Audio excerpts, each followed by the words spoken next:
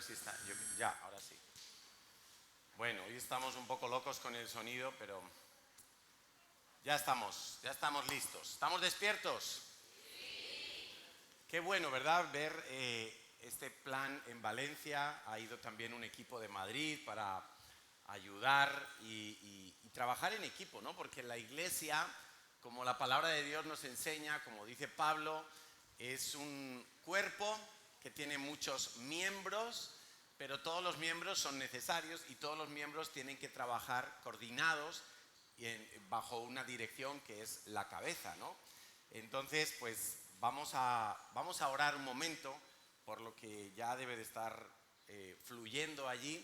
Padre, queremos pedirte esta mañana, Señor, que tú visites aquel lugar, allí en el centro de Valencia, Señor, en aquel local donde tú estás atrayendo a esos invitados para que hoy escuchen tu palabra y sean atrapados por tu amor. Señor, clamamos para que tú unjas la vida de todo ese equipo tan precioso, Señor, que está allí dando de lo que tú les has dado a ellos. Hoy clamamos, Señor, para que les ayudes en la coordinación, en la técnica, Señor, en el mensaje, pero que tú los inundes de tu amor para que eso sea lo que ellos den. Y como dijo Pedro, aquel hombre cojo, no tengo plata ni oro, pero lo que tengo te doy. Y en el nombre de Jesús, Señor, hoy te pedimos que tú traigas salvación, que tú añadas a tu iglesia los que han de ser salvos. Señor, que los que van a llegar y van a escuchar tu palabra queden prendados de ti, como un día nosotros nos quedamos enamorados de ti. Gracias, Dios, por tu día de salvación y por tu obra perfecta, porque hoy es día de salvación. Hoy es día para liberar a los cautivos, para sanar a los enfermos, para dar vista a los ciegos, para sacar a libertad a todo aquel que está cautivo del pecado. Señor, que te conozcan a ti, esa es la vida eterna. Te lo pedimos desde aquí juntos, en un mismo corazón con los que están en Valencia, Señor, en el nombre precioso de Jesús. Amén, Señor. Amén. Bueno, pues tendremos noticias, supongo que a lo largo de la semana podremos publicar cosas y traer algún tipo de reportaje para que todos nos alegremos con lo que Dios está haciendo, porque sin duda pues estamos muy expectantes, creemos que es el tiempo perfecto. Sabes que la Comunidad Valenciana es un lugar donde hemos intentado establecer la CCI en varias ocasiones. La primera vez fue en Castellón de la Plana, de donde es Natalia, porque 6 meses antes de venirse a vivir definitivamente a Madrid para casarse conmigo, pues ella, ya la conocéis, ella evangeliza hasta Las Piedras y había unas cuantas familias y fue Mari Carmen, la misionera, la esposa de Harvey, fue allí a vivir, pero bueno, no se pudo. Estuvo, no sé si 1 mes, 2 meses, 3 meses, no recuerdo el tiempo, y no se pudo establecer la iglesia. Bueno, después hemos tenido otros intentos que tampoco han sido fructíferos, y yo he sentido de parte de Dios que es el tiempo ahora. Creo que Dios nos está confirmando para los pasos que estamos dando.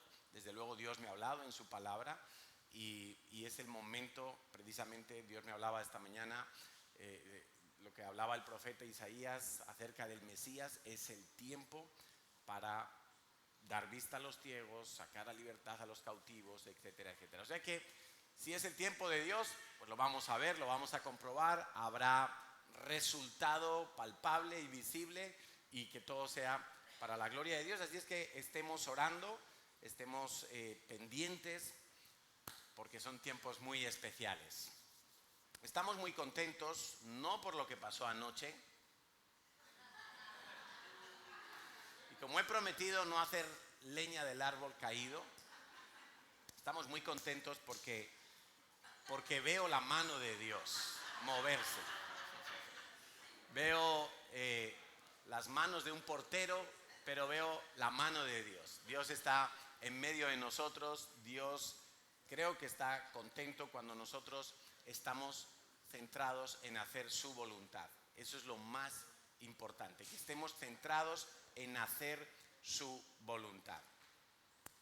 Dice Lucas capítulo 13, versículo 20, con esto vamos a comenzar la predicación de hoy, que se llama Pasando el Testigo, a modo de una carrera de relevos.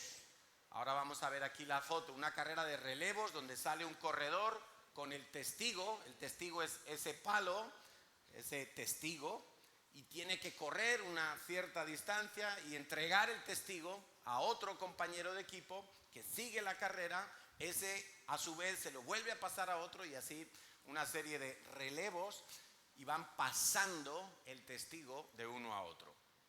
Y ese es el título de la predicación de hoy.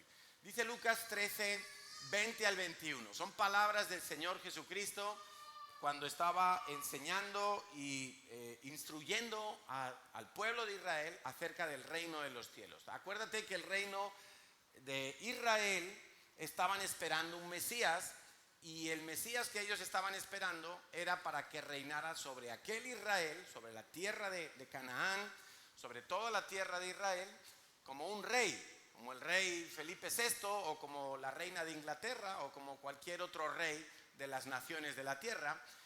Pero en ese momento no era cuando el Mesías iba a reinar sobre Israel. Ya sabemos que la primera venida de Jesús fue para venir como cordero sufriente, como siervo de todos, ¿no?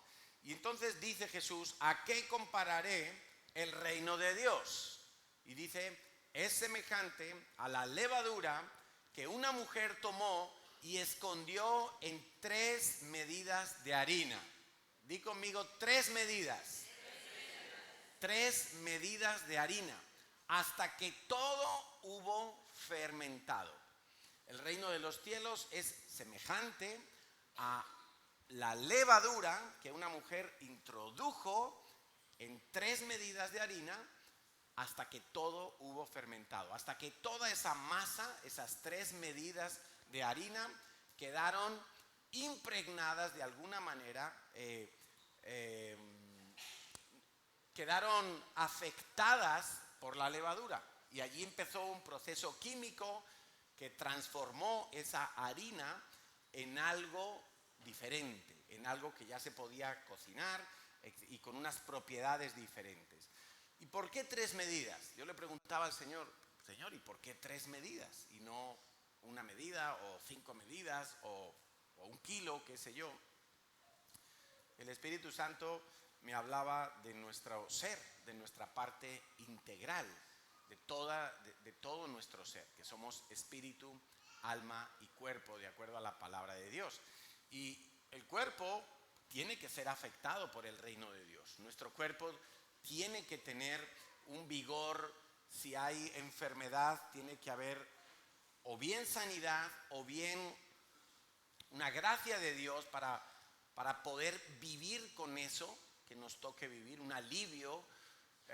Aunque nosotros oramos más bien por la sanidad, tiene que haber un vigor, como decía Caleb, que con 80 años tenía la misma fuerza que con 40.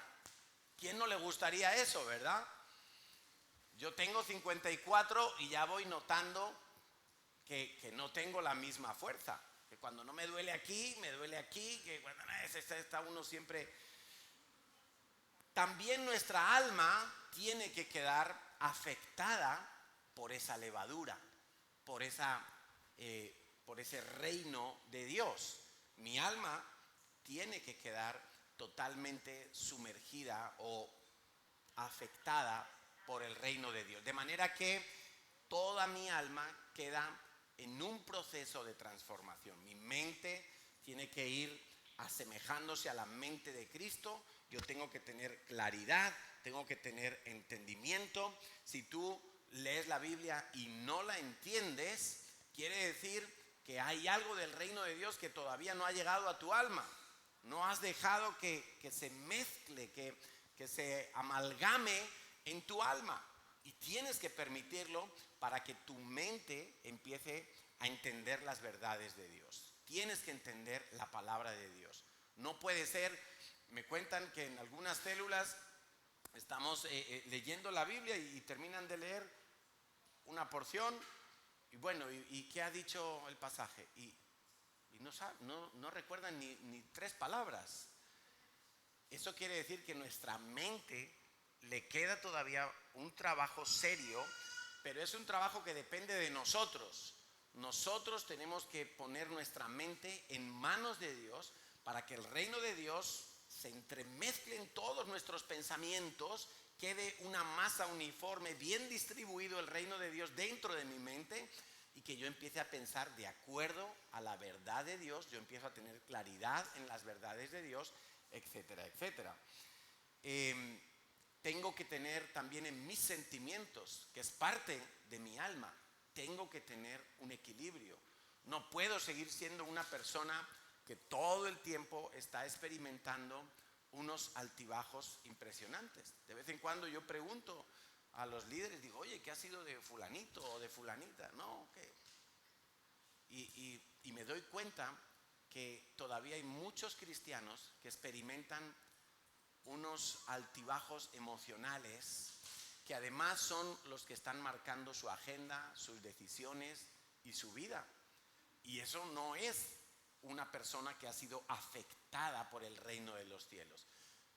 Todavía le queda a esa medida de harina que es tu alma ser entremezclada con la verdad del reino de los cielos. Y por supuesto tu voluntad, que es esa otra parte del alma donde tú tomas decisiones.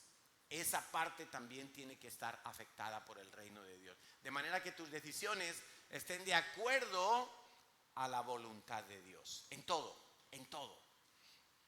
Pero la otra medida de harina, una es el cuerpo, otra es el alma, la otra es el espíritu. En mi espíritu yo tengo que tener también una afectación total del reino de Dios en mi vida. De manera que la intuición, que es una de las funciones que tiene mi espíritu, la intuición, sea claramente inclinada a los tiempos de Dios, a la perfecta voluntad de Dios, donde mi espíritu está en una perfecta unidad con el Espíritu Santo. Tengo también allí comunión en mi espíritu. Tú no te relacionas con Dios con el alma. Es ahí donde muchos cristianos patinan, porque creen que relacionarse con Dios es con el alma. Ay, si estoy contento, voy a alabar a Dios con todas mis fuerzas, y entonces yo me emociono y se me ponen los pelos de punta y yo me he conectado con Dios. No, ha sido algo emocional. Hay muchas iglesias, o algunas iglesias, donde la predicación va dirigida al alma. Entonces la gente sale muy contenta, la gente sale entusiasmada, pero el entusiasmo le dura hasta la parada del metro, porque es algo emocional. El entusiasmo le dura quizá unas horas, un par de días, porque no ha sido en el espíritu. Cuando en el espíritu tú tienes comunión con Dios, las emociones ya no importan tanto. Ya no son las que te obligan a hacer o a no hacer, o a ir o no ir, o a esforzarte o no esforzarte. No, ya tú vives porque tienes comunión con Dios, conoces el corazón de Dios. Acabo de orar de esa manera. La vida eterna es que conozcan al Padre. ¿Y cómo vas a conocer al Padre? Es en la comunión que tú tienes con Él. Por eso, si esta predicación de hoy solamente llega a tu alma, porque solo quieres recibir aquello que te produce un placer emocional, entonces no habrá servido para nada en tu vida. Pero aquellos que reciban hoy la palabra en su espíritu, saldrán motivados, conectados a vivir el plan de Dios y hacer la voluntad de Dios. La otra parte, la otra función de nuestro espíritu es la conciencia.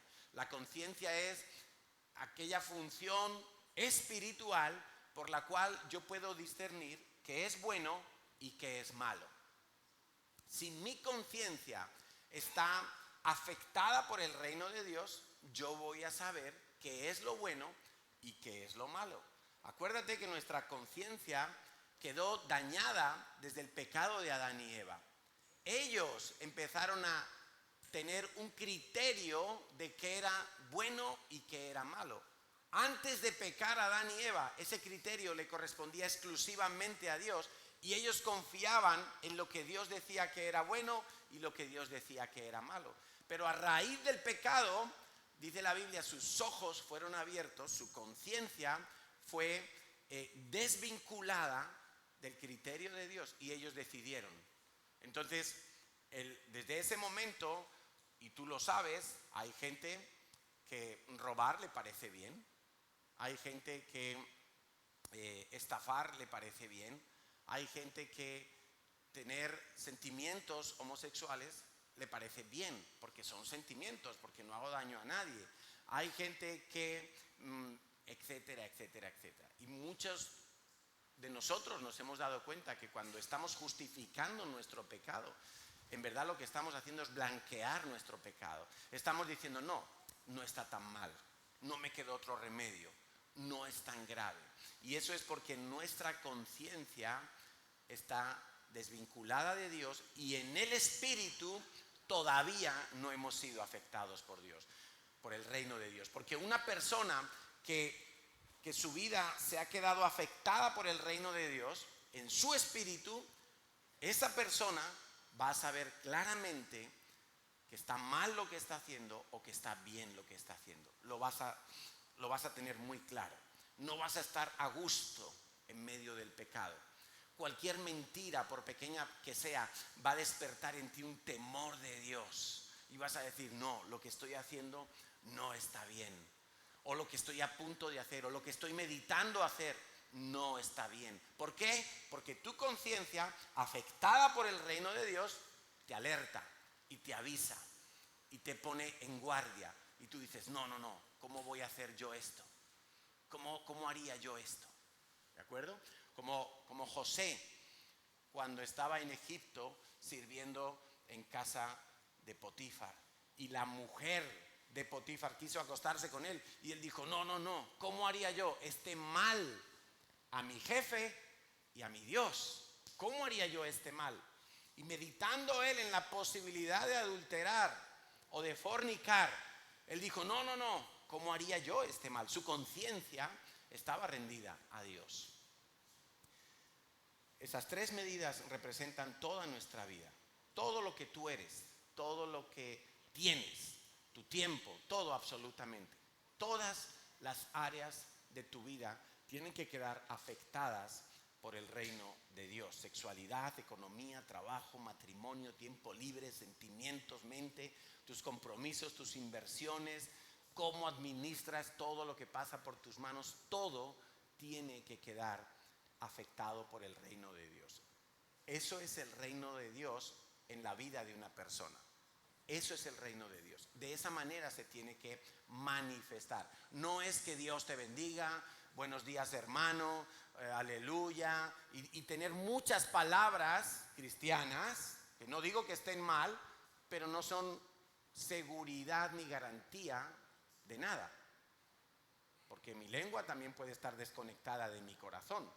Y puede haber gente, y lo sabéis perfectamente, y os hemos enseñado en la iglesia, que cuando decimos recibir a Cristo, sí, fulanito hizo la oración y recibió a Cristo. Bueno, fulanito expresó unas palabras, pero no sabemos si su corazón estaba creyendo esas palabras.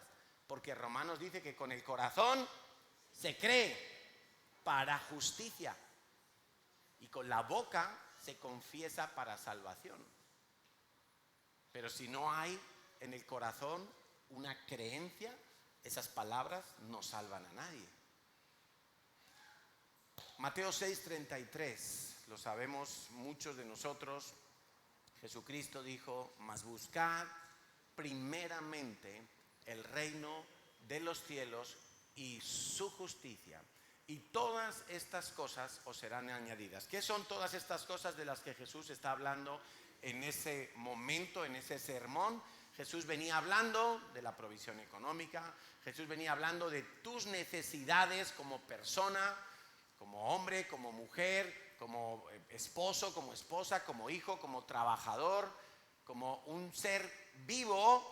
Jesús estaba diciendo, busca primeramente el reino de Dios y su justicia, y todo lo demás Dios lo va a añadir. El problema para muchos cristianos hoy en día es que estamos invirtiendo y estamos buscando primeramente la añadidura. Estamos buscando a Dios porque lo que queremos no es su reino y su justicia, sino queremos la añadidura. Queremos el piso, queremos el coche, queremos el esposo, queremos el hijo, queremos el trabajo, queremos el aumento, queremos. La añadidura se ha puesto en el primer lugar, es nuestra motivación para buscar a Dios. Pero Jesucristo dijo, buscad ¿qué? Primeramente, no dice únicamente, ¿de acuerdo?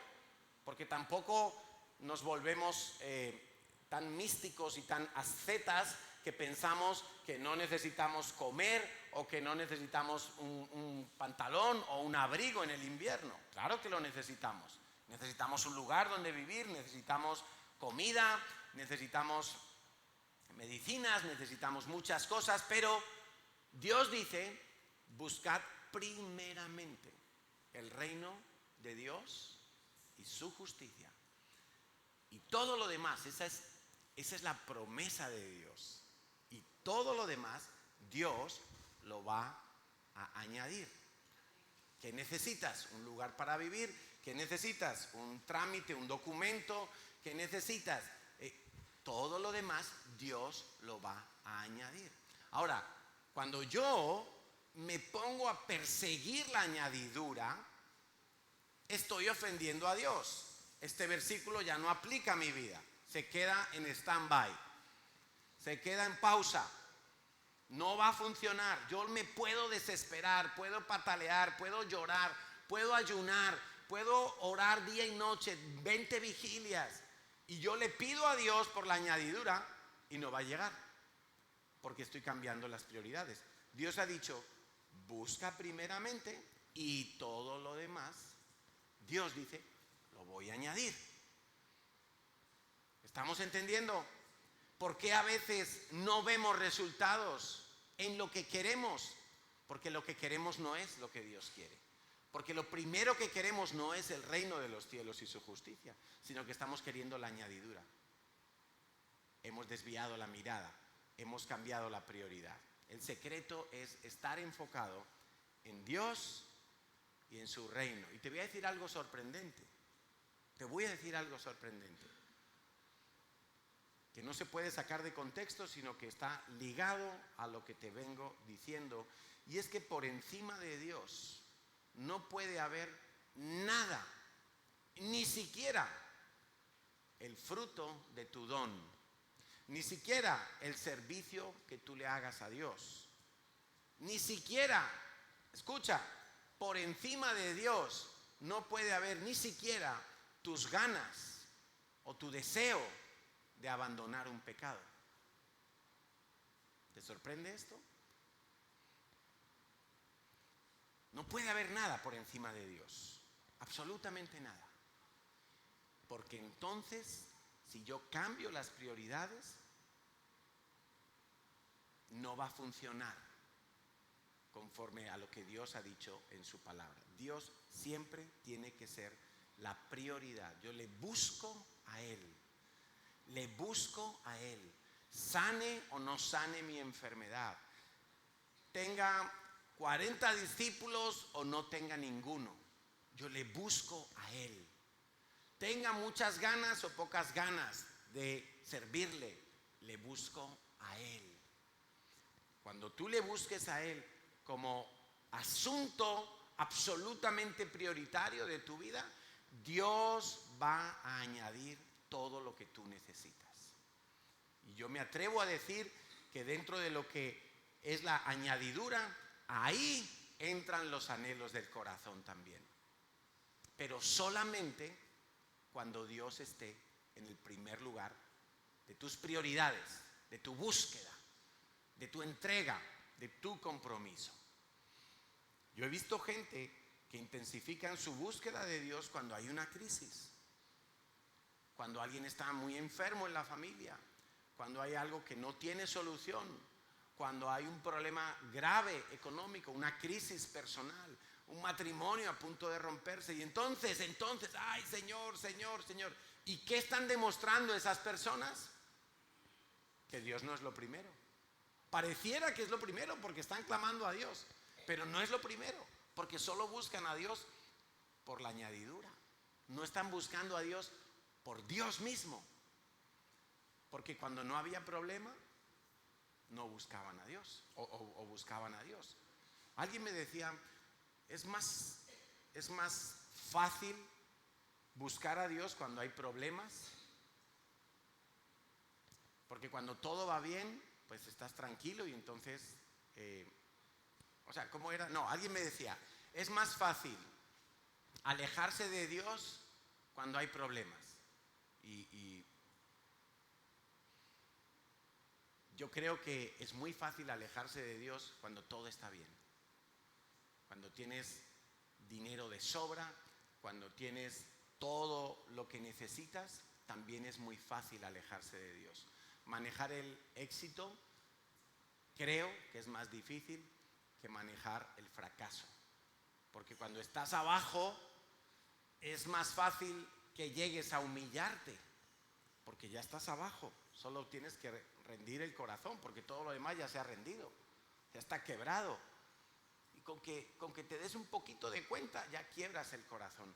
Pero cuando estás arriba en la montaña y todo te va bien y montas tu negocio o tienes un buen trabajo y estás prosperando económicamente y todo va saliendo bien, ahí es muy fácil olvidarse de Dios. Es muy fácil olvidarse de Dios.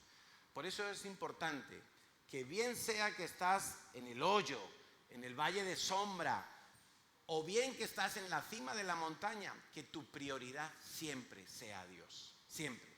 En todo momento, en toda circunstancia y en todo lugar. Si Dios es lo primero, lo que va a ocurrir es que todo lo demás se empieza a ordenar en su sitio. No sé si habéis visto estas máquinas que cuentan monedas, y las monedas tienen diferentes tamaños. Y esa máquina empieza a mover y a girar y las monedas se van colocando en su sitio. Bueno, algo parecido es cuando tú pones a Dios en el primer lugar. Si tú pones a Dios en el primer lugar, estás en condiciones de que todo lo demás por debajo empiece a ordenarse en el lugar que tiene que estar. Que Dios esté en el primer lugar no quiere decir que ya todo se logró. Ahora, después que Dios está en el primer lugar, tú tienes que empezar a ubicar el resto de las prioridades. Y cuando empezó la pandemia y estábamos haciendo las predicaciones online, yo di un tema que se llamaba confinados, era cuando estábamos confinados como Dios quería. ¿Sí? Confinados como Dios quería. ¿Por qué? Porque ahí nos empezamos a dar cuenta y empezamos a tratar más con Dios. Y el tema que yo di incluía una parte sobre las prioridades. Y evidentemente la primera prioridad es Dios. La segunda prioridad es la voluntad de Dios. Y uno puede decir, bueno, pero no es lo mismo. No. La primera prioridad tuya es que tú adores a Dios, que tú te acerques a Dios, que tú busques a Dios. La segunda prioridad en tu vida tiene que ser obedecer a Dios en todo lo que Dios te dice. La tercera prioridad es las personas. Ahí está incluida la familia, ahí está incluido tu prójimo, tus compañeros de trabajo, tus iguales, vamos a decirlo así. Pero esa prioridad de las personas, de la gente, no es, me voy a tomar cervezas con ellos, me voy de fiestuki con ellos. No, esa prioridad es entre la gente, haz la voluntad de Dios. Y por supuesto que la voluntad de Dios con la gente es que se salven. Esa es la que queda muy clara en la palabra de Dios. Dios no quiere que ninguno perezca. Esa es la voluntad de Dios. Entonces, en ese tercer nivel de prioridades estaban las personas. Empezando por los más cercanos, que son tu familia, tus vecinos, tus compañeros de trabajo, tus amigos en la iglesia, etc. Entonces, aplica la voluntad de Dios a las personas. Esa tiene que ser una prioridad en tu vida. No es conocer gente para tener muchos seguidores en Facebook o para tener muchos contactos y que me ayuden a encontrar trabajo y que me solucionen la vida. No. es para que tú los influencies con el reino de los cielos. No es para otra cosa. La cuarta prioridad en tu vida tendría que ser el trabajo. Trabajar. No vivir del cuento, no estar toda la vida pidiendo limosnas, subvenciones, ayuda, sino trabajar. Trabajar. ¿Sabes que en la primera iglesia enseguida hubo algunas necesidades y algunas cosas que había que ir puliendo y afinando? Y entonces una de las normas que se estableció en la iglesia es: el que no trabaje, que no coma. Y no hablamos de alguien que está en búsqueda de trabajo y hay una necesidad y no encuentra trabajo por la razón que sea, hay un tiempo ahí de transición. Hablamos del que no quiere trabajar, porque es que hay gente que no quiere trabajar. Y la Biblia dice: el que no trabaje, que no coma. Ya trabajará para buscar comida cuando tenga hambre. Pero el que no trabaje, que no coma. Entonces, tengo que trabajar. El trabajo es un medio que Dios usa para sustentarnos. El trabajo no se puede convertir en la prioridad número 1 de mi vida, ni en la 2, ni en la 3. El trabajo no puede estar por encima de las personas, pero tampoco puede estar por encima de la voluntad de Dios y tampoco puede estar por encima de Dios mismo. El trabajo no puede ser un ídolo, ni un refugio, ni un escape. El trabajo es un medio. Trabaja lo que tengas que trabajar, que tengas suficiente para comer, estate contento con eso. No digo conformado con eso, pero sí contento. Y revisa las prioridades que van antes del trabajo para que el trabajo no se te vuelva un problema. La quinta prioridad tendría que ser la iglesia, es decir, tu desempeño, tu función dentro de la iglesia en la que te congregas. ¿Qué haces en la iglesia? ¿De qué manera sirves? ¿Cómo aplicas la voluntad de Dios dentro de la iglesia? Eso también es algo a revisar. Y por supuesto, no cambiemos las prioridades, no cambiemos el orden. Una de las cosas que hemos recalcado tanto en el curso de liderazgo que hemos estado haciendo los meses pasados es que la gente es más importante que el servicio. ¿En qué sentido? Las personas son vidas y Cristo murió por personas. Entonces yo tengo que cuidar que mi servicio dentro de la iglesia no se desequilibre y que porque puede ocurrir que con tal de lograr un objetivo yo dañe a algunas personas. Y eso no puede ser. Las personas en prioridad están por encima del servicio. No sé si o necesitamos un ejemplo. ¿Necesitamos un ejemplo? Puedo poner muchos ejemplos reales que nos han pasado aquí. Por ejemplo, 10 minutos antes se cierra la cafetería. Ya lo sabéis todos, ¿verdad? ¿Y por qué seguís pidiendo? A ver, hay que venir antes a la cafetería. 10 minutos antes de comenzar la reunión se cierra la cafetería. ¿Por qué? Pues porque queremos que los que sirven en cafetería tengan tiempo de recoger, ordenar y estén aquí disfrutando de la alabanza. No siempre se logra porque a veces la tarea se alarga un poquito, pero pensamos en las personas. Y a veces puede también ocurrir que llega alguien nuevo a la iglesia y dice: ay, yo no sabía la norma que a menos 10, pero me pueden dar un café. No, está cerrado. Claro, y la persona nueva queda como diciendo: jolín, esto es una dictadura, esto es un ejército aquí no hay amor por la gente. Y puede que tenga razón, porque a lo mejor le podemos decir que no con amabilidad y con mucho gusto le ofrecemos el café en cuanto termine la predicación. O pues a lo mejor podemos hacer una excepción teniendo en cuenta que en su inmadurez esa persona nueva pues no lo entiende y podemos hacer una excepción. Estamos entendiendo cómo las personas están antes que el servicio, porque si las normas del servicio dañan a alguien, entonces algo no está equilibrado. Y como última prioridad tenemos el descanso, que no quiere decir que por ser la última es solamente descanso si se puede. No, es que es una de las prioridades. El descanso es un mandamiento de Dios. Por eso le aconsejamos a la gente, no trabajes el domingo, porque es el día para descansar siempre que puedas. Y el descanso no es me quedo en la cama hasta las 12 de la mañana. El descanso no es me veo 10 capítulos de Netflix seguidos. El descanso es ven y adoras a Dios porque Él es tu descanso. Él es tu fortaleza. Él es el que va a renovar tus fuerzas. Él es el que te va a dejar listo para emprender la semana y enfrentar en un mundo hostil, caído, corrupto, todas las circunstancias que tengas que enfrentar.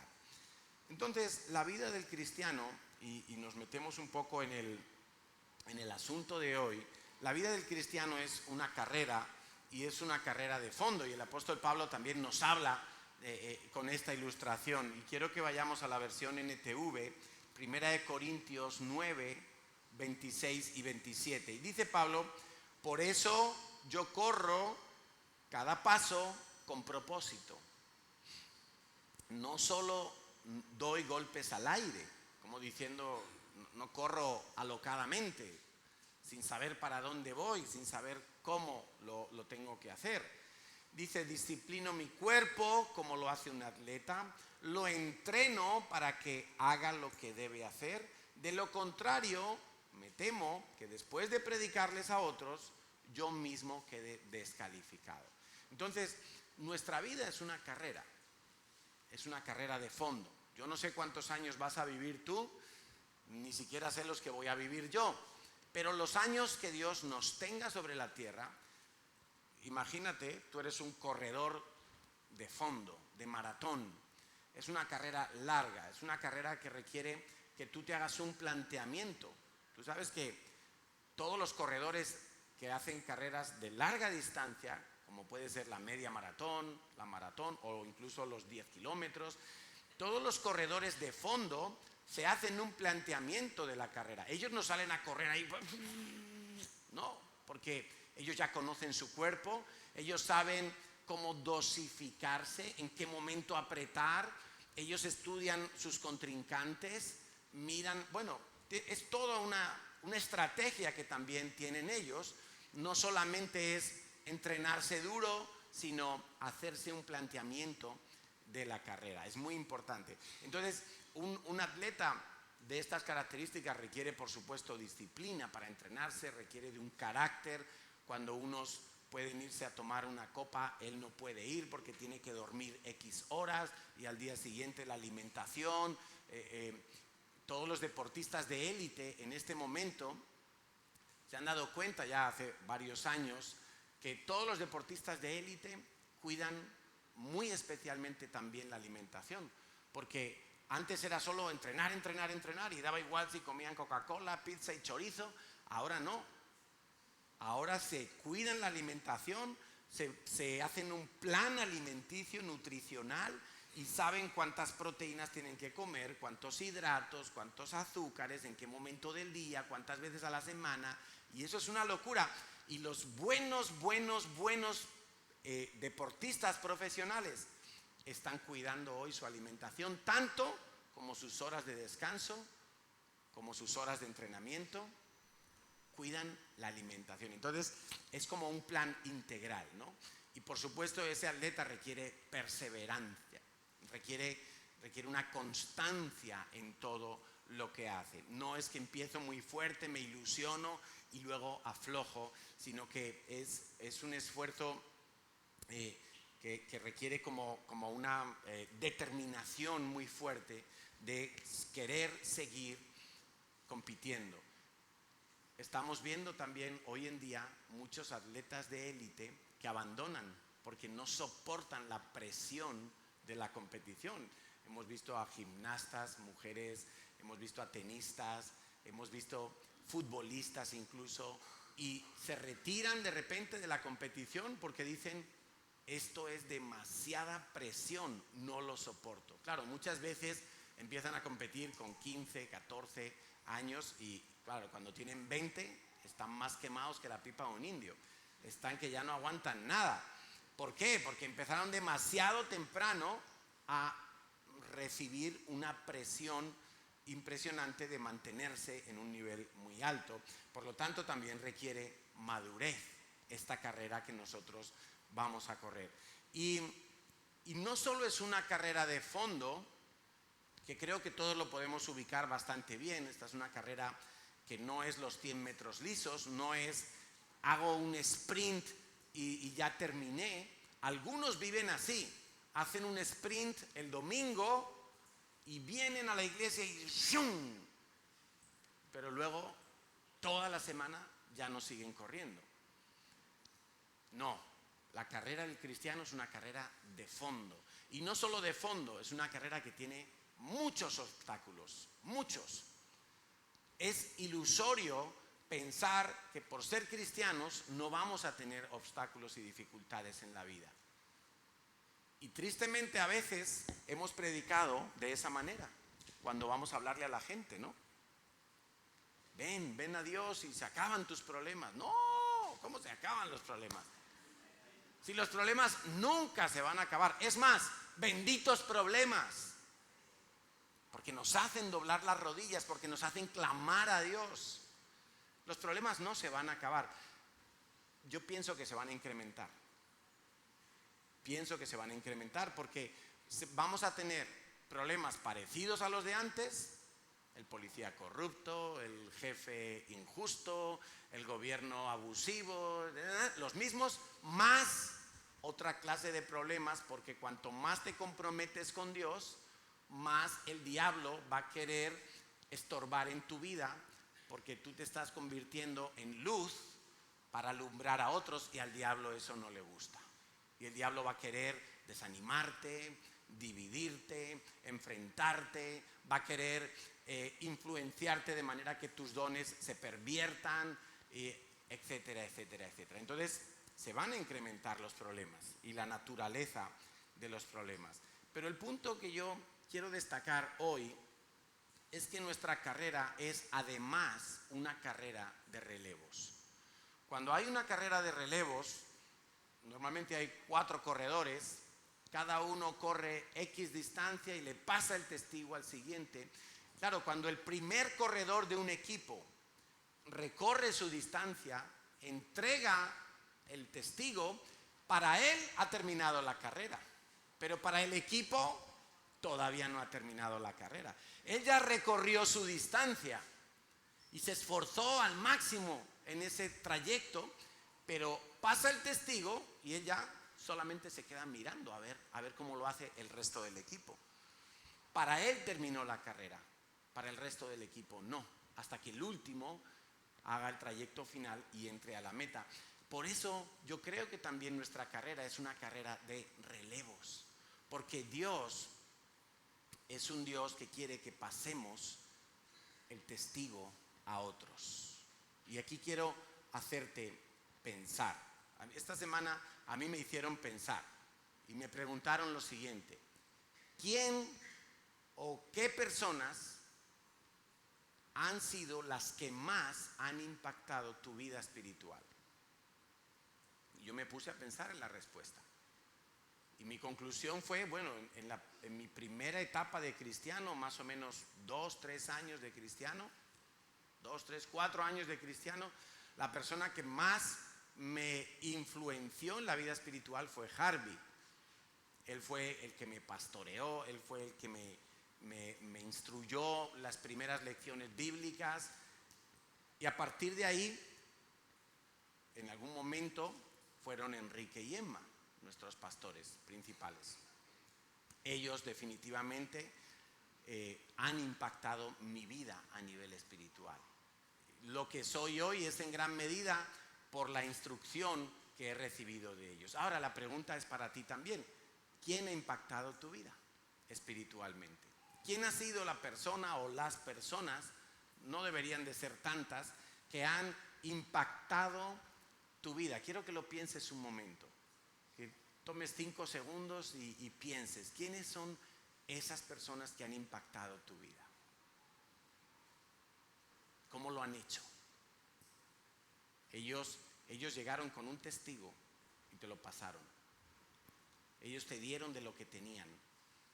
Ellos de lo que habían recibido lo pusieron en tu vida, de una o de otra manera, quizá en un proceso más largo, más corto, más intenso, más dilatado en el tiempo, pero ¿quién ha impactado tu vida espiritualmente? Dale gracias a Dios por esas personas. Dale gracias a Dios, porque ellos llegaron corriendo hasta tu vida. Y la carrera de ellos quizá no haya terminado todavía y sigan corriendo para pasarle el testigo a otras personas. Pero entonces viene la siguiente pregunta: ¿a quién estás impactando tú? ¿Habrá alguien en el planeta Tierra que pueda decir: a mí me ha impactado fulanito, menganita, Carlos? ¿A quién estás impactando tú? ¿Sobre quién estás derramando tú lo que Dios te ha dado? ¿Estás impactando a alguien? Ahí pueden entrar tus hijos también, por supuesto que sí. Pueden entrar amigos, pueden entrar discípulos, pero ¿a quién? ¿A quién estás impactando? Todo lo que tú recibes de Dios es para entregarlo a otros. Escucha esto, por favor. Escucha esto. Todo lo que Dios te da, todo lo que Dios te da, es para que tú lo transmitas, lo impartas, lo entregues, lo compartas a otros. La esposa no, ni el esposo. Pero sí el matrimonio como ejemplo. La suegra tampoco. Cuando un cristiano entiende esta verdad, entonces se mete de lleno en el propósito de Dios. Todo lo que he recibido, todo lo que he recibido es para pasarlo a otros. Segunda de Corintios 1, del 3 al 6. Mira cómo lo plantea Pablo, porque esto no es fácil de digerir, lo que vas a leer ahora. No es fácil de asumir esto. Dice Pablo: bendito sea el Dios y Padre de nuestro Señor Jesucristo, Padre de misericordias. Y mira qué título le da Pablo: Dios de toda consolación, el cual nos consuela en todas nuestras tribulaciones, para que podamos también nosotros consolar a los que están en cualquier tribulación, por medio de la consolación con que nosotros somos consolados por Dios. Pablo dice: bendito sea Dios, que por un lado me hace pasar por tribulaciones. Y acuérdate que la vida de Pablo, desde el momento en que entrega su vida a Cristo, a él se le multiplicaron los problemas y los enemigos. Él tenía una vida muy cómoda como un fariseo destacado. Él era una persona de reputación, respetada, acomodada en su sociedad, pero en el momento en que se encuentra con Cristo, empiezan todos los problemas de su vida. Lo empiezan a criticar los propios cristianos. No, este será un infiltrado para seguir capturando cristianos. Este no es un cristiano de verdad, este ha venido aquí a espiar. Los judíos le empiezan a criticar porque te has cambiado de chaqueta, eres un vendido. Los romanos lo meten a la... O sea, naufragios, le pica la serpiente, lo castigan con latigazos. O sea, cuántas cosas le pasaron a Pablo. Y él dice: bendito sea el Dios que me hace pasar por diferentes tribulaciones. Eso sí, tribulaciones que tienen que ver con el reino de Dios, no por ser un delincuente. Me hace pasar por tribulaciones, pero en esas tribulaciones Dios me consuela. No las paso solo, no estoy ahogándome. Dios está conmigo, Él me fortalece, Él me alivia, Él me consuela, Él me acompaña. Él me hace entender que todo esto tiene un propósito. ¿Para qué? Para que yo pueda también consolar a otros. Porque Pablo encontraba en la iglesia gente, discípulos, personas que también estaban pasando infinidad de problemas. Y él dice: con la consolación con que Dios me consuela, yo os puedo consolar a vosotros. Estoy listo, estoy en condiciones, estoy entrenado, conozco lo que tú estás sufriendo, lo entiendo, lo he vivido, y como he recibido la consolación de Dios, te voy a ayudar para que tú experimentes esa misma consolación de Dios. Porque yo ya he pasado por allí. Eso era el sentir de Pablo. O sea, casi que él está diciendo, gracias Señor por las tribulaciones. Gracias Señor por los problemas. Porque en medio de los problemas no solo veo tu poder, veo tu consolación.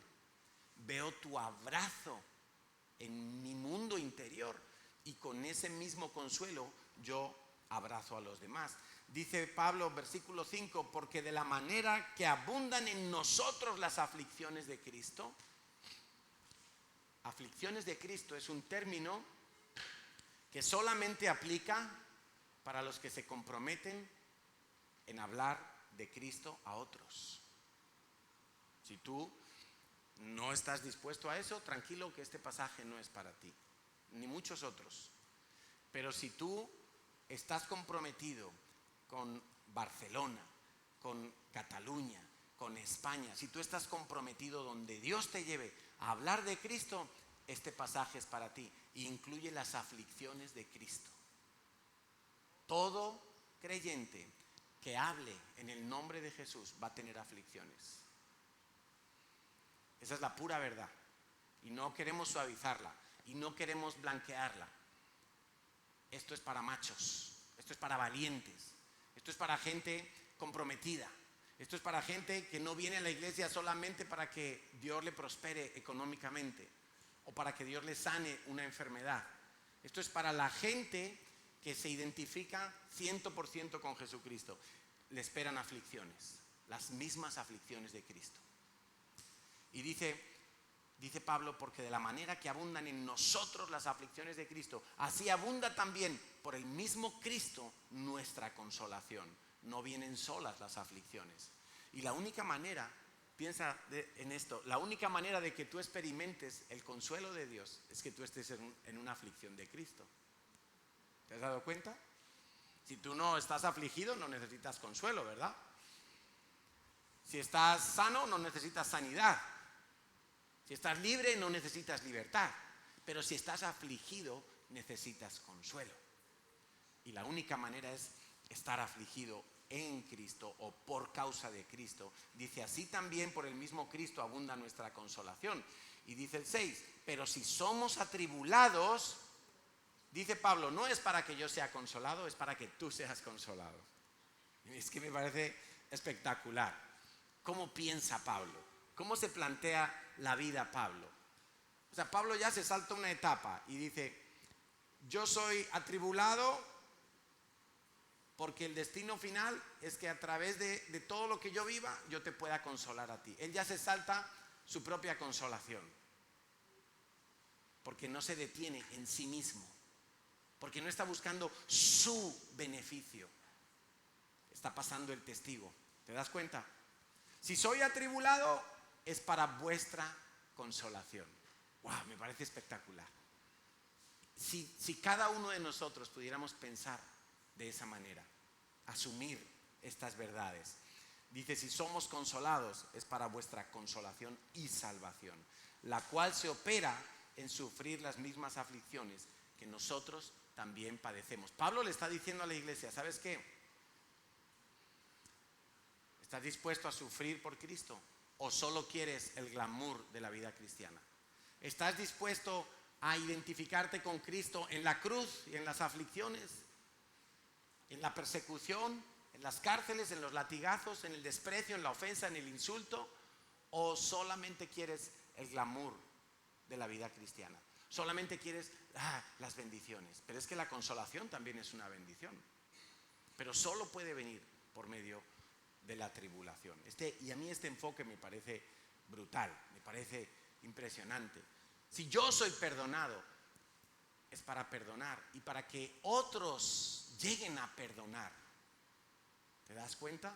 Si yo soy perdonado, no es solamente para que yo tenga libertad, sino para que otros puedan llegar a perdonar y ellos tengan libertad.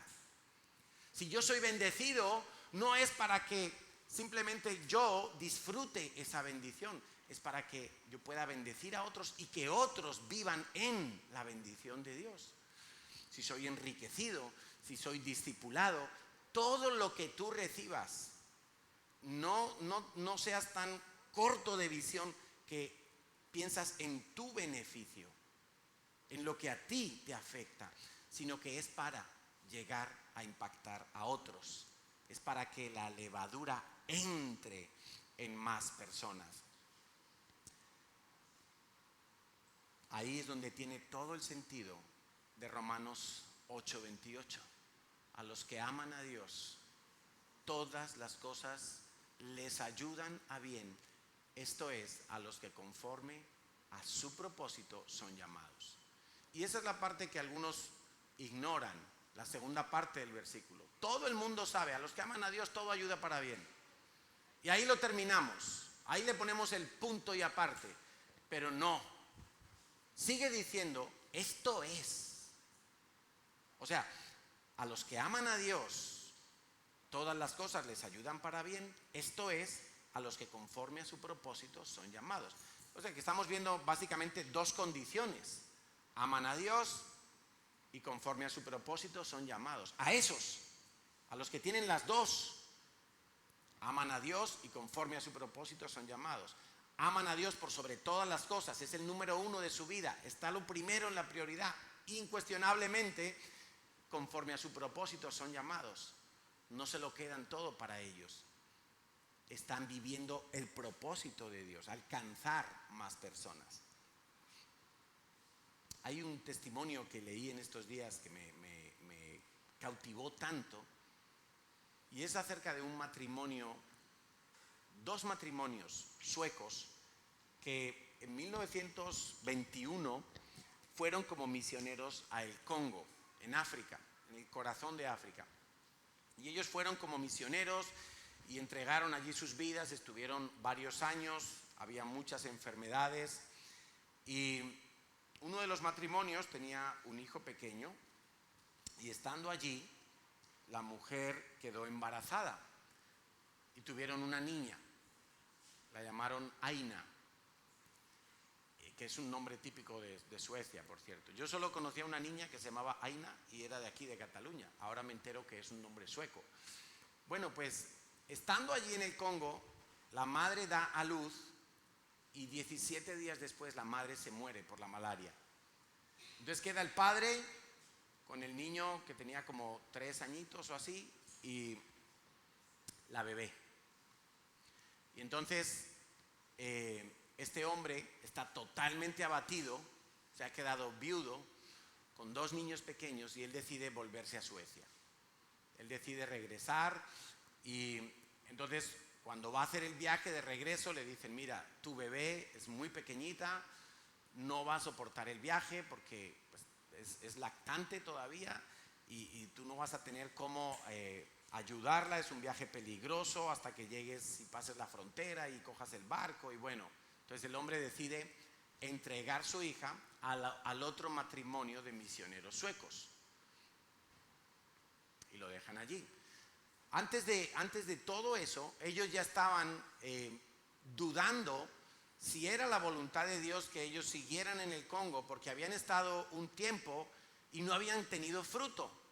Discutía el matrimonio con el otro matrimonio porque decían, no, es que, ¿qué hacemos aquí? Estamos haciendo el tonto. Aquí lo único que hacemos es que el jefe de todo este pueblo se ha enfadado con nosotros y aquí nadie se ha convertido, solo hay un niño ahí en la escuela que se ha convertido y no tenemos ningún fruto y ¿qué hacemos aquí?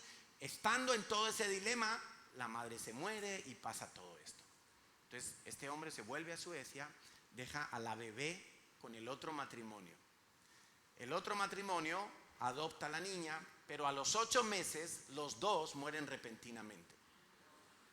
No sabemos qué pasó porque no lo cuenta el libro, pero murieron. No sabemos si los mataron, si se ahogaron, no sabemos qué pasó. Y queda la bebé en manos de otros misioneros norteamericanos. Le cambian el nombre a la niña y pasan los años. Esta niña se va a vivir a Estados Unidos y allí se casa, hace su vida. Cuando le cuentan su historia, ella dice, yo tengo que ir a buscar a mi padre. Con 25 años de casada, o sea que ya tendría sus 50 años ella o más, no sé, pues se va a Suecia a buscar a su padre.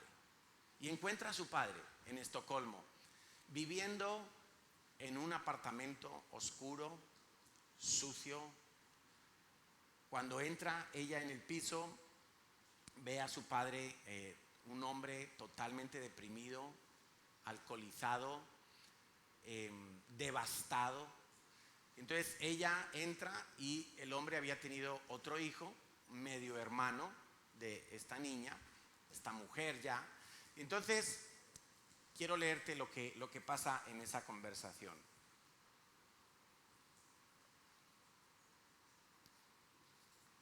Dice: su medio hermano Bengt tocó a su padre y le dijo: papá, Aina está aquí. Se volvió lentamente hacia ella. Ella le tomó la mano y le dijo: papá.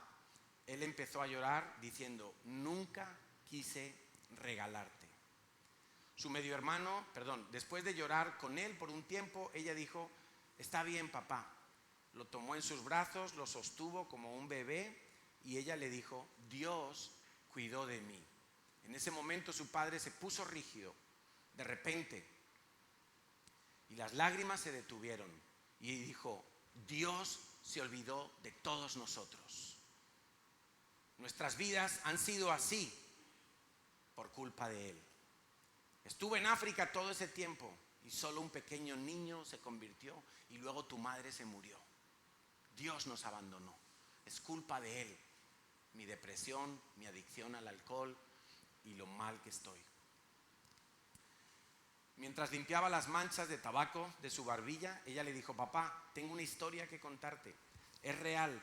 Tú no fuiste a África en vano. Mamá no murió en vano. El pequeño niño que ganaron para el Señor creció para ganar ese pueblo entero para Cristo. La pequeña semilla que plantaste siguió creciendo y creciendo.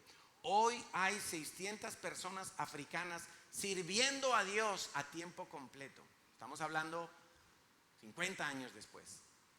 600 personas sirviendo a tiempo completo.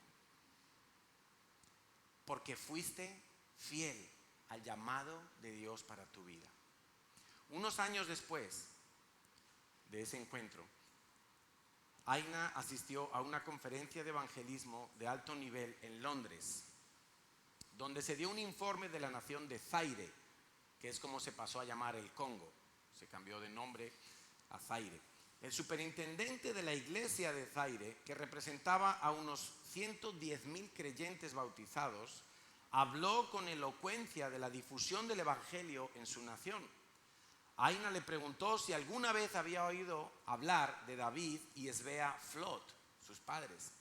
Y dijo: sí, señora, fue Svea Flot quien me llevó a los pies de Jesucristo. Ella dijo: yo soy su hija, nací en aquella montaña. Y de repente las lágrimas cayeron por el rostro de aquel hombre y dijo: gracias por dejar morir a tu madre para que pudiéramos vivir. Eso es una vida con propósito. No exenta de problemas, no exenta de aflicciones, no exenta de dolor, no exenta. ¡Qué drama! ¡Qué drama! Pero una nación entera comenzó a ver la semilla del evangelio brotar y empezará a salir por alguien que creyó en un primer momento, y aunque después pensó que todo había sido una pérdida de tiempo, Dios en su misericordia les permitió conocer que no había sido una pérdida de tiempo, que había sido un tiempo bien invertido, vidas sembradas en vidas. Y es que mis intereses no pueden estar desconectados de la voluntad de Dios. Un cristiano pasivo vivirá con intereses desconectados de la voluntad de Dios. Y si tú quieres saber si estás desconectado o no de la voluntad de Dios, yo te invito a pensar en las últimas peticiones que tú le has hecho a Dios. ¿Qué peticiones le has hecho a Dios últimamente? ¿Qué le has pedido a Dios? ¿Qué cosas le has dicho a Dios? Por favor, ayúdame con esto. Señor, necesito esto, necesito aquello.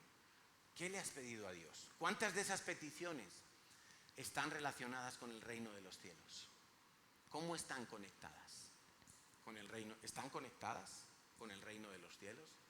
¿Tiene algo que ver con hacer que el reino de los cielos crezca y se multiplique? ¿Tiene algo que ver con meter esa levadura en la vida de otras personas? Quizá es el momento entonces para recalibrar tu dirección, tus propósitos y tu relación con Dios. Y a lo mejor le puedes seguir pidiendo a Dios esas mismas cosas, pero quizá tienes que replantearte qué vas a hacer si Dios te responde y te da lo que le estás pidiendo. ¿Qué vas a hacer con esas bendiciones? ¿Qué vas a hacer con eso que tanto anhelas y tanto deseas? ¿Se va a quedar allí en tu vida? ¿Vas a estar ya satisfecho, contento? ¿O está relacionado con pasar el testigo a más personas? Hay una herencia espiritual que tienes que dejar.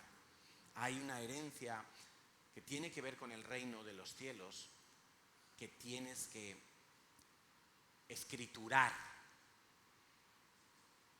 Dios es un Dios de generaciones.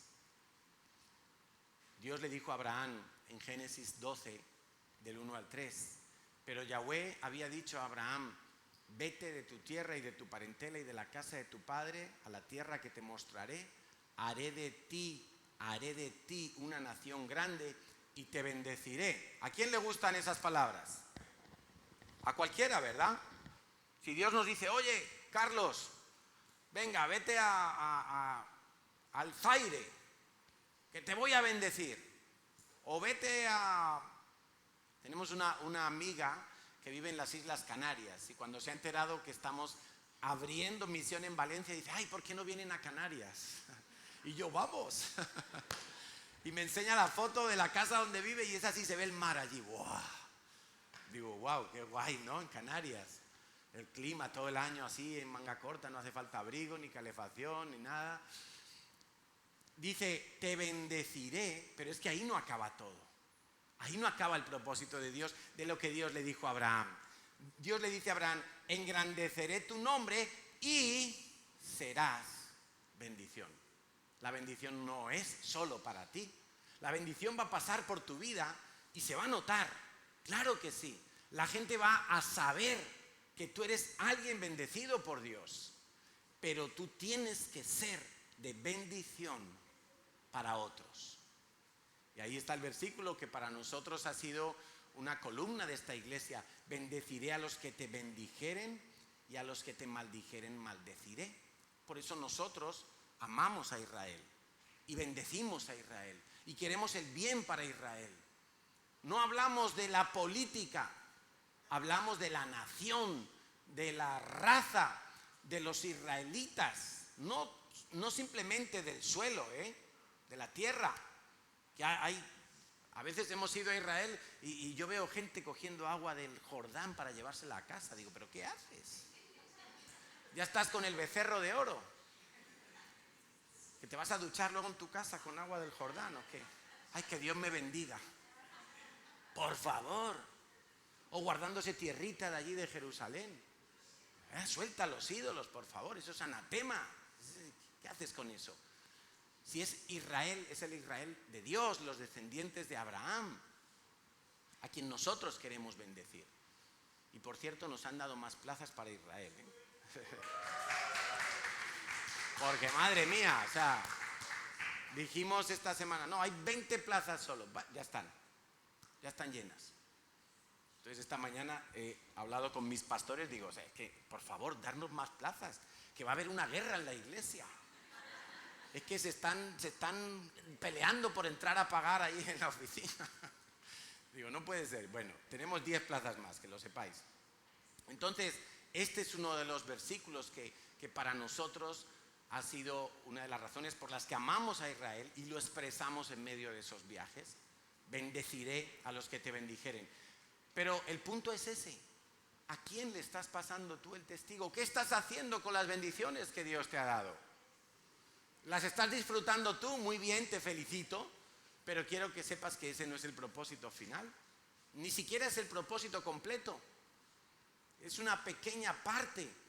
Y no la vas a disfrutar plenamente hasta que otros sean bendecidos con la bendición que Dios te ha dado a ti. Te estás perdiendo algo todavía. Tú creías que por haber recibido eso de Dios, ya estoy feliz, ya Dios me ha dado lo que quería, y el permiso de trabajo, y la residencia, y el matrimonio, y el hijo, y el coche, y la casa, y y no sabes que hasta que lo pases a otros, no lo vas a disfrutar en toda su plenitud, porque ese es el diseño de Dios. No te estás dando cuenta. Segunda de Timoteo 2:1, y con esto vamos a ir terminando. Le dice Pablo a su discípulo Timoteo: tú pues, hijo mío, esfuérzate en la gracia que es en Cristo Jesús. La gracia es no solo las bendiciones materiales, es todo el favor de Dios para contigo. Y Pablo le está diciendo a Timoteo: hijo, esfuérzate en todo el favor que Dios ha hecho en tu vida. Esfuérzate en eso, en eso. Si quieres esforzarte además para ser un buen abogado, un buen cirujano, un buen pintor, lo que tú quieras, está bien, pero esto no puede faltar. Esfuérzate en la gracia que es en Cristo Jesús. Lo que has oído de mí ante muchos testigos, esto encarga, ahí lo tienes, ahí está, el palito pasándoselo a otro, el testigo pasándoselo a otro. Esto encarga a hombres fieles que sean idóneos para enseñar también a otros. Pablo le está diciendo a Timoteo: mira, te paso el testigo, yo me he dado a ti, te he enseñado, te he sido ejemplo, te he aconsejado, te he enseñado la Biblia, he trabajado en equipo con tu abuela, con tu madre, para que tú seas un buen discípulo. Te estoy dando un relevo, pero te lo estoy dando para que tú busques hombres a quien dárselo, y para que esos hombres busquen otros a quien dárselo también. O sea, la visión de Pablo era larga, larga. Él no conducía con luces cortas, era larga. Dice: tú pues, y otra vez lo mismo, porque Pablo habla claro y no le quiere engañar a su discípulo Timoteo. Le dice: tú pues sufre penalidades. Servir a Dios es difícil, dedicar tu vida a Dios, invertir en el reino de los cielos, tiene un ingrediente de mirra. Sufre penalidades como buen soldado de Jesucristo. Ninguno que milita se enreda en los negocios de la vida a fin de agradar a aquel que lo tomó por soldado. Hola, ninguno que milita para Dios se enreda en los negocios de la vida. Está allí, pero no está enredado allí. Es diferente estar a enredarse. Es diferente tener un trabajo, tener una familia, tener un hobby, a estar enredado en. Es diferente, ¿verdad? Entonces dice: ninguno que milita está enredado en esas cosas, a fin de agradar a aquel que lo tomó por soldado. Y también el que lucha como atleta no es coronado, sino lucha legítimamente. El labrador, para participar de los frutos, debe trabajar primero. Tiene que sembrar, tiene que preparar el terreno. Considera lo que te digo, y el Señor te dé entendimiento en todo. Acuérdate de Jesucristo, del linaje de David, resucitado de los muertos, conforme al evangelio que te he predicado, en el cual sufro penalidades, hasta prisiones, como si fuera un ladrón. Mas la palabra de Dios no está presa. Por tanto, todo lo soporto por amor de los escogidos, para que ellos,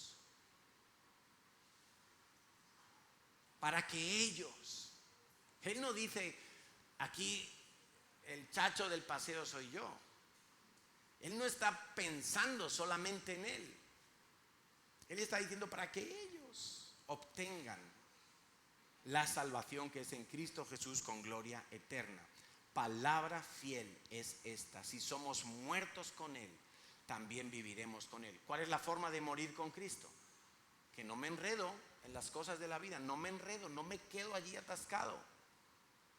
Esa es la forma de morir. Renuncio a permanecer allí enredado. Si sufrimos, también reinaremos con Él. Si le negáremos, Él también nos negará. Si fuéramos infieles, Él permanece fiel, porque Él no puede negarse a sí mismo. Quiere decir que si tú no lo haces, otro lo va a hacer. Si Dios te manda y te dice, oye, allí tienes un discípulo, y tú no le dedicas, otro lo va a hacer, porque Dios va a permanecer fiel. Porque ese discípulo es de Dios, es esa oveja perdida, no es tuya. Y si tú permaneces infiel, Dios va a permanecer fiel. Dios lo va a hacer. No sé por qué no han subido los músicos y he dicho que ya estábamos terminando. ¿Asumes el llamado de Dios hoy? ¿Lo vas a asumir? ¿Te vas a comprometer con Dios? ¿Vas a correr para tu propio premio o vas a correr en el equipo del reino de los cielos? ¿Vas a comenzar a darte hoy a otros o vas a estar reteniendo las bendiciones de Dios y por lo tanto estorbando a que Dios te siga bendiciendo? Hoy es el día de tomar una decisión firme. Hoy sería un buen día para que tú le pidas a Dios un Timoteo a quien pasarle el testigo. Alguien dijo una vez que los 2 días más importantes en la vida de una persona son el día que nace y el día que... No, el día que muere no. El día que nace y el día que descubre para qué nació. ¿Para qué nació? Mi propuesta hoy, si tú la quieres tomar, es que hagas un plan y lo escribas en un papel. Y en ese plan está lo que tú quieres invertir en otros, lo que tú quieres pasar a otros. Incluso cuántos.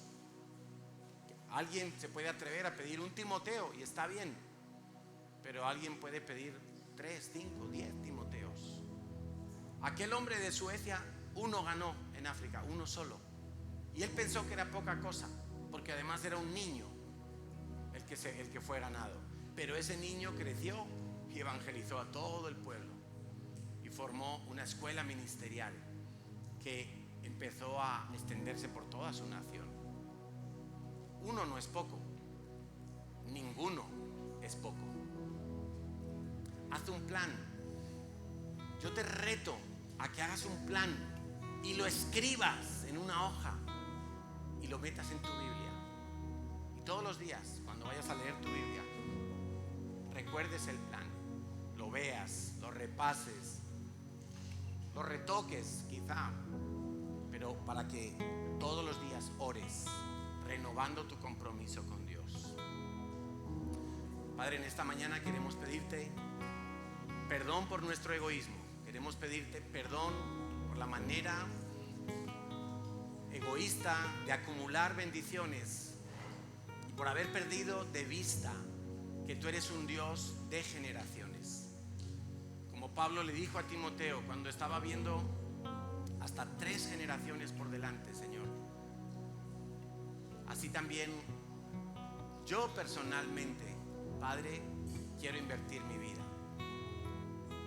Y es mi oración, Señor, que aquí en esta iglesia tú levantes más Pablos, más Timoteos, más Elías, más Eliseos, más Moisés, más Josué.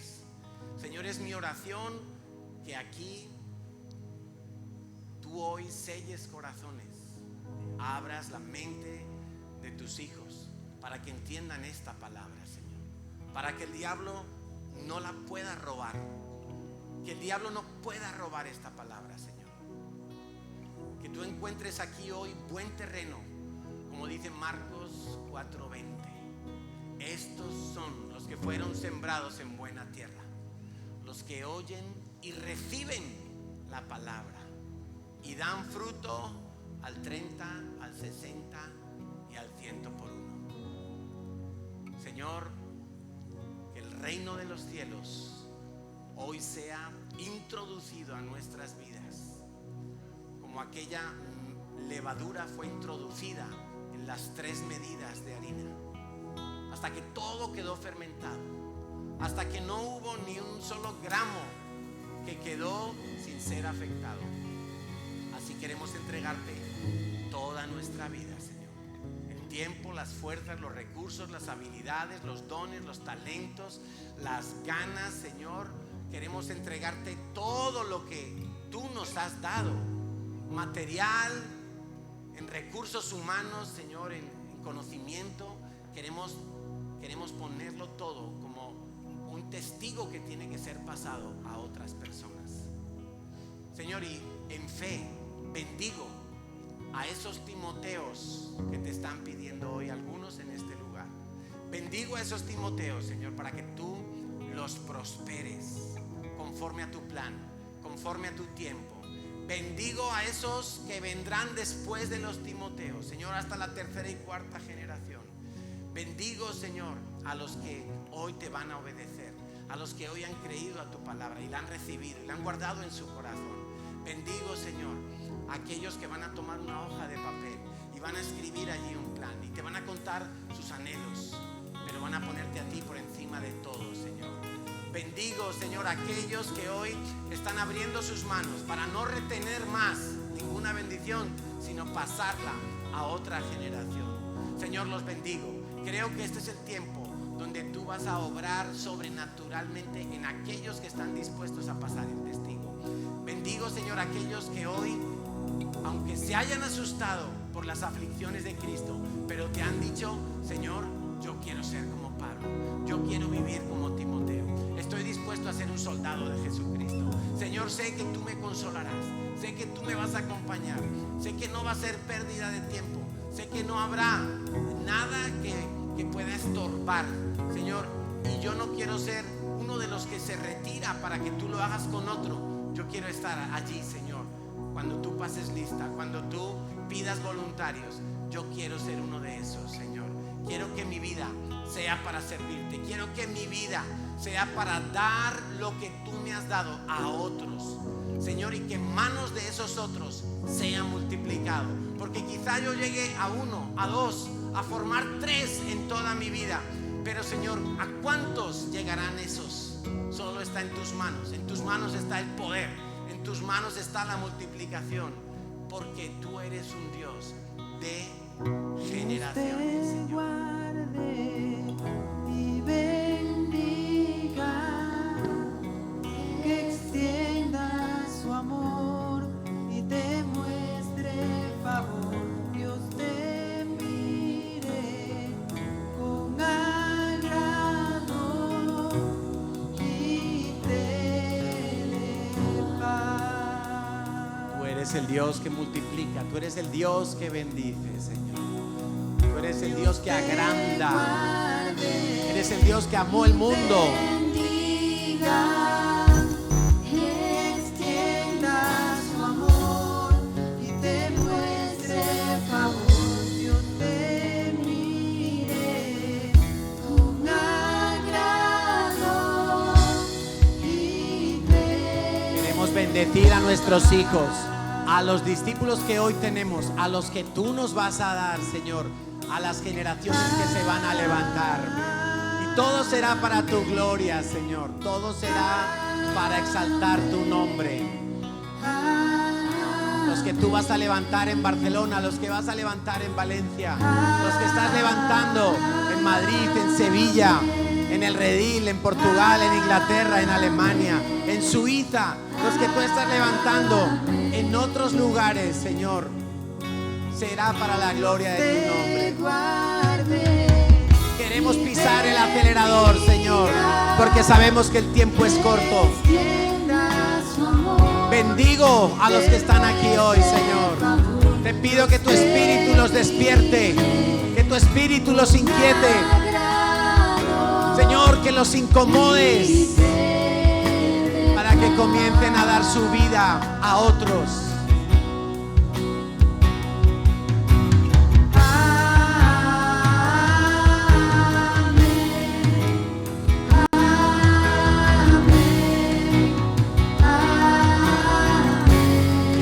mismo sentir que hubo en Jesucristo esté también en ellos, Señor. Queremos ser partícipes de las aflicciones de Cristo. No queremos quedarnos con la bendición, Señor.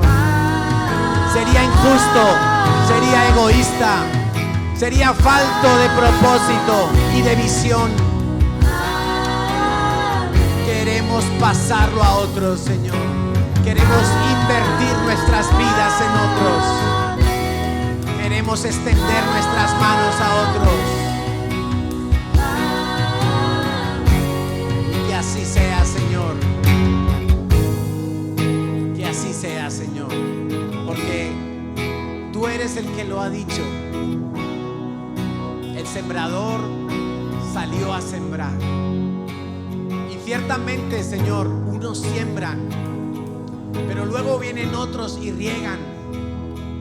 Y tú das el crecimiento, y tú das la multiplicación. Y de un solo grano, Señor, crecen muchos. Y todo es para la gloria de tu nombre. Todo es para que tu nombre sea engrandecido, Señor.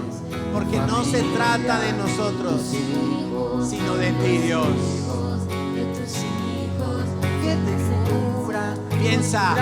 Piensa en tu Timoteo. Piensa a quién le vas a dar, a quién le vas a transmitir. Y mientras cantas esta canción, piensa en tus hijos de carne y de sangre, pero piensa también en tus hijos espirituales. Señor, quiero ver generaciones adorándote. Creo que tú las vas a levantar. Aleluya. Tu llanto, mi alegría, Él te ama, Él te ama, Él te ama, Él te ama, Él te ama, Él te ama, Él te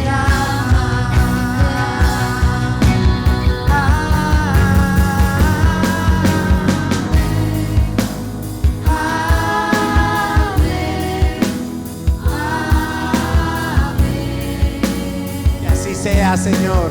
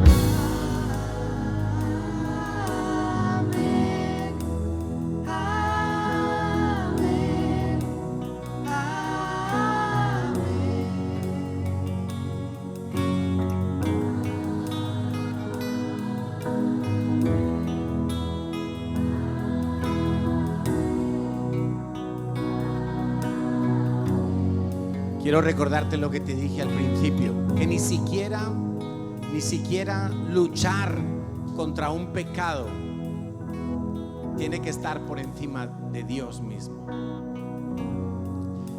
Y si tú te enfocas y lo primero es Dios, tú vas a vencer al pecado.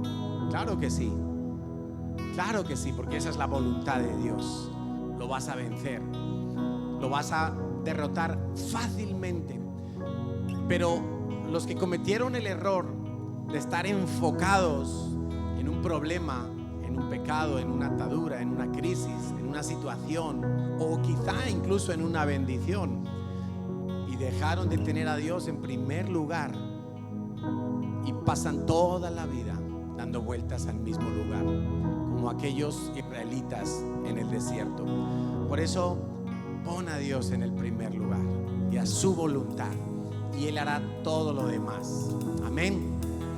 Vamos a terminar alabando a Dios, porque Él es grande, porque Él es bueno, porque Él es digno de alabar.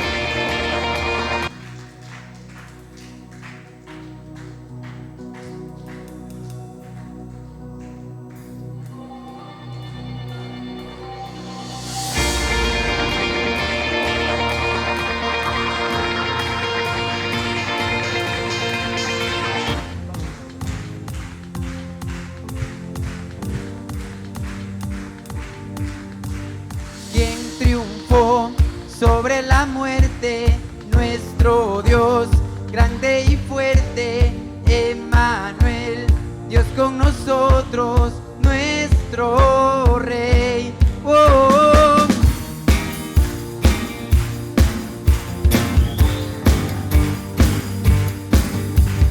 Quien creó todas las cosas, perfección, todas sus obras, solo Él es nuestra fuerza, nuestro Dios, único Dios, poderoso, eres Señor, no hay otro, todo el honor entregamos al único Dios.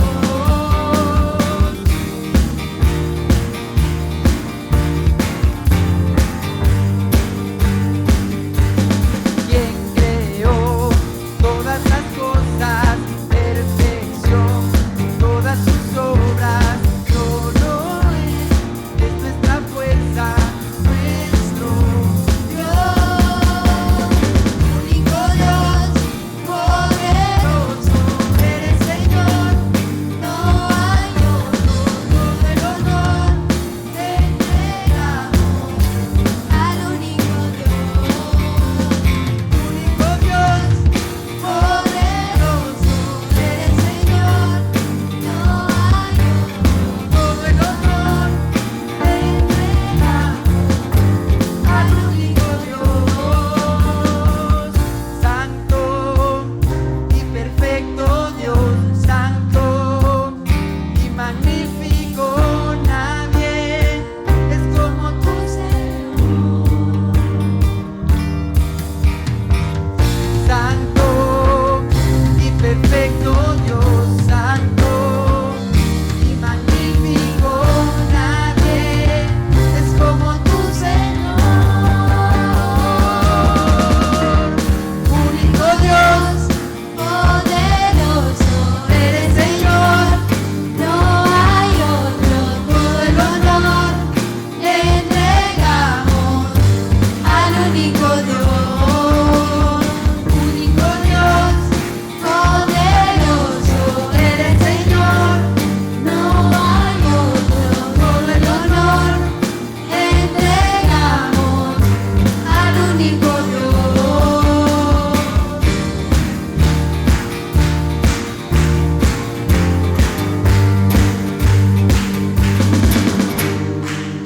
Gloria a Dios. Que Dios te bendiga, que Dios te guarde y que Dios te haga mucho más para que puedas bendecir a otros.